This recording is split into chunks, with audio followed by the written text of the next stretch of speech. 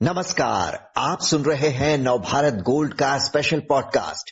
बच्चों को दिए जाने वाले कफ सिरप एक बार फिर सवालों के घेरे में है। देश के ड्रग्स कंट्रोलर जनरल ने क्लोरिफेनेरामाइन मैलेट और फिनाइलफ्राइन के कॉम्बिनेशन वाले कफ सिरप को 4 साल से कम उम्र के बच्चों के लिए खतरनाक घोषित किया है। सर्दी, खांसी और फ्लू के वक्त दिए जाने वाले इस सिरप की शीशी पर चेतावनी लिखने के निर्देश भी दिए गए हैं कि इसे 4 साल से छोटे बच्चों को ना दिया जाए। तो बार बार क्यों उठ रहे कफ सिरप की क्वालिटी पर सवाल, इन्हें कैसे सुरक्षित बनाया जाए, इस पर बात करते हैं सीनियर सर्जन और स्वास्थ्य नीति विशेषज्ञ डॉक्टर अंशुमान कुमार से। डॉक्टर अंशुमान, डीसीजीआई ने ये निर्देश क्यों दिया है? बच्चों को देने पर किस तरह का नुकसान होता है इस कफ सिरप से? ये जिस कप सिरप की रिसेंटली बात हुई है, जिसको बैन किया गया है 4 साल से छोटे बच्चों में देने के लिए, ये कॉम्बिनेशन ड्रग कफ सिरप था। क्लोरफेनेरामाइन मैलिएट और फिनाइलेफ्रिन, इन दोनों का कॉम्बिनेशन था। इससे पिछले साल 2-3 कंट्री में जहां से दवा हिंदुस्तान से भेजी जाती थी, वहां पे बच्चों की मौत हुई। मौत की वजह सेडेशन, मतलब नींद आ जाना, गहरी नींद में बच्चा चला जाता था दोनों ड्रग के कॉम्बिनेशन के कारण।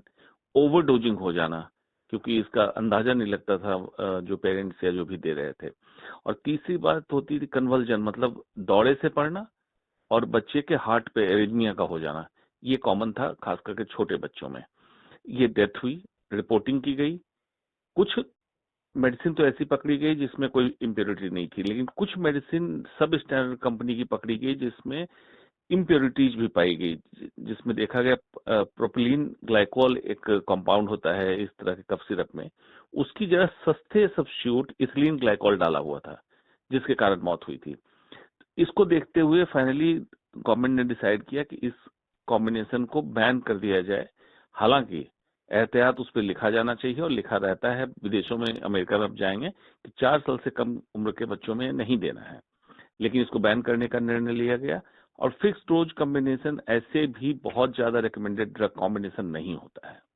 जी, डीसीजीआई ने चिंता जताई है कि छोटे बच्चों में सर्दी जुकाम के लिए बनने वाले सिरप में बिना अप्रूवल के ही ड्रग फॉर्मूला इस्तेमाल किया जा रहा है।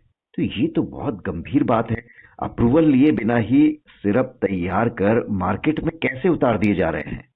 देखिए, बिल्कुल किसी भी दवा को उतारने के लिए हमारी एजेंसी बनी हुई हर तरह की, उससे अप्रूवल, एमआरपी का कोडिंग की कितने एमआरपी रख सकते हैं, और लाइसेंस लेके तभी मार्केट में उतार सकते हैं। समस्या ये हो रही है, 2 या 3 अलग अलग दवाइयां अगर अप्रूव्ड हैं किसी किसी काम के लिए, एंटीबायोटिक, पेन किलर और बुखार की दवा, एंटीपायरेटिक उसको बोलते हैं, अलग अलग अप्रूव्ड हैं। लोग क्या करते हैं, उसी का फायदा उठा के कि ये तीनों दवाइयां अप्रूव्ड हैं, तीनों को मिला के भेज दिए। लेकिन मिलाने के बाद एक चीज होती है जिसको हम कहते हैं ड्रग टू ड्रग इंटरेक्शन। एक दवा दूसरे दवा के साथ जब जाएगी तो कैसे काम करेगी शरीर पे, इसको बिना ध्यान दिए मार्केट में उतार दिया। अब इसके लिए समस्या कहाँ हो रही है? डॉक्टर को प्रिस्क्रिप्शन लिखना है 3 दवाइयों का, मरीज को डिमांड होती है ओवर द काउंटर ड्रग लेने की, वहां पे 3 दवाइयों की जगह एक दवा में फिक्स डोज कॉम्बिनेशन ले लिया, जबकि ये रिकमेंडेड नहीं है। और यूरोप में ब्रिटिश फार्माकोपिया फॉलो करता है, यूएस फार्माकोपिया, ये लोग अलाउ नहीं करते हैं फिक्स डोज कॉम्बिनेशन को। सिंगल ड्रग आप लिखिए, जितनी डोज है as per the body weight, यही लिखना चाहिए। ये बहुत अनएथिकल प्रैक्टिस है, इलीगल है। 2019 में भी देश में 12 बच्चों की मौत की वजह कफ सिरप ही बताई गई थी।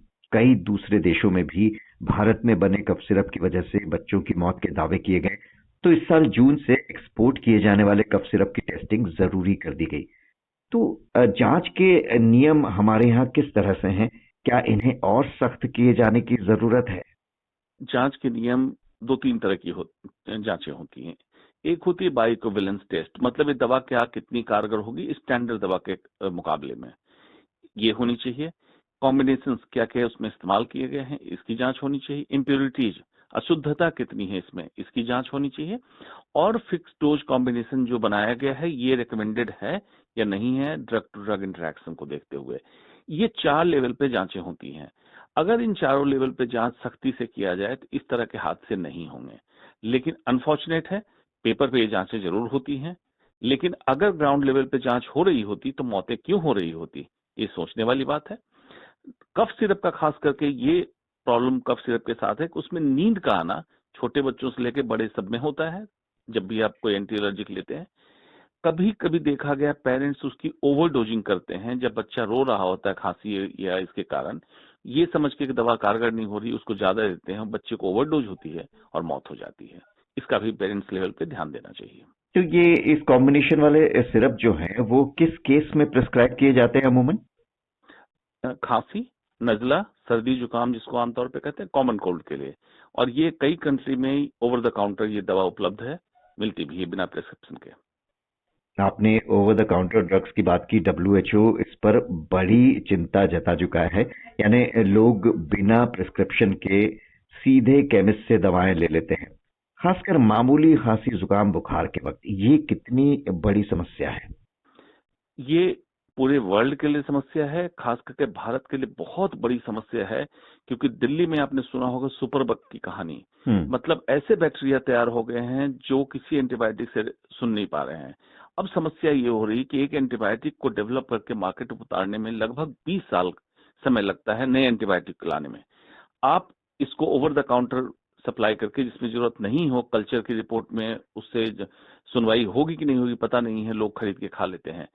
सारे बैक्टीरिया कम्युनिटी में ऐसे आ गए हैं कि अगर किसी को वाकई किसी खास एंटीबायोटिक की जरूरत हो, उदाहरण के तौर पर निमोनिया में, वो दवा काम नहीं कर रही है। इस सुपरबग की समस्या इसके कारण हुई। दूसरा, ओवर द काउंटर ड्रग लेने के बाद आपको साइड इफेक्ट्स का पता नहीं है।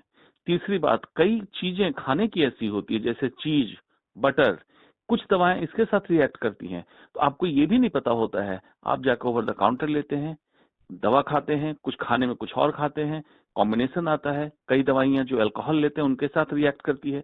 इसकी बिना जानकारी को ओवर द काउंटर मेडिसिन लेते हैं जो उनके लिए तो घातक है ही है, साथ में कम्युनिटी रिलेटेड नोजोकॉमियल इन्फेक्शन जो नहीं सुने किसी एंटीबायोटिक से, ये भी समस्या बढ़ रही है। जो ये खबर आई है सामने, इसके बाद 4 साल से कम उम्र के बच्चों के जो पेरेंट्स हैं उन्हें थोड़ी चिंता जरूर हो जाएगी और वो कोई भी कफ सिरप देने से अब हिचकेंगे। ऐसे में इस उम्र के बच्चों को अगर ये मामूली सर्दी जुकाम होता है मौसम बदलते वक्त, क्या करना चाहिए उनके पेरेंट्स को? देखिए, छोटे उम्र के बच्चों में रिकवरी पावर बहुत अच्छी होती है। आपको ऑब्जर्वेंट रहना है, नंबर 1। नंबर 2, डॉक्टर की सलाह जरूर लें। नंबर 3, अभी भी बच्चों में बड़ों में दोनों में स्टीम इनहेलेशन, नाक बंद होने के लिए सबसे उपयुक्त इंतजाम है भाप का देना। थोड़ा बड़ा बच्चा हो, गार्गल कराना है, उपयुक्त इंतजाम है। कुछ हमारे देसी जो नुस्खे हैं घर में सबको पता होता है, ये पहले करें। और अगर कोई दवा लेने की जरूरत हो, बिना डॉक्टर के परामर्श और निगरानी के बिना न लें, यही बेहतर है। अन्यथा कभी भी कोई मामला घातक हो सकता है, इसको लाइटली ना लिया जाए। जी, डॉक्टर अंशुमन कुमार, इस महत्वपूर्ण मसले पर आपने रोशनी डाली, बहुत बहुत शुक्रिया।